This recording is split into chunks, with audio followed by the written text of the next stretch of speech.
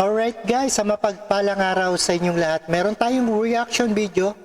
Nakadetining si Senyor Aguila at ang tatlong SBSI members binawi ang hiniling na makauwi sa Surigao at nakaka-detain pa rin sila at gusto nilang bumoto.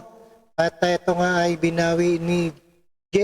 Renz Illaro o alias Senyor Aguila.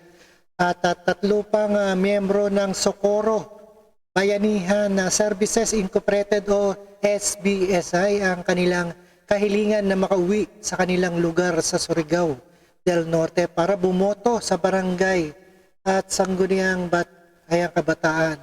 At panoorin po natin itong buong detalye dito sa UNTV.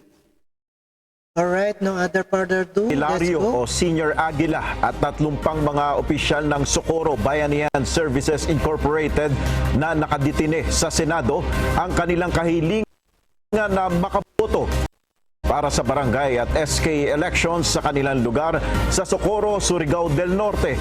Ayon kay Senator Ronald Bato de la Rosa, nag-request sina Senior Aguila at kanyang mga kasamahan ng 11 araw na pass para makalabas ng Senado upang bumoto.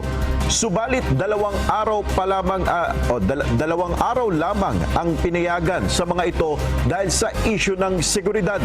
Ayon pa kay Senator Bato, nabilhan na rin ang mga ito ng ticket para sa kanilang flight, gayon din ng security escort na sasama sa kanila. Subalit binawi ng mga ito ang kanilang request matapos na hindi sagutin ng Senado ang gasto sa airfare ng iba pang aide ng SBSI Vice President na si Mamerto Galanida.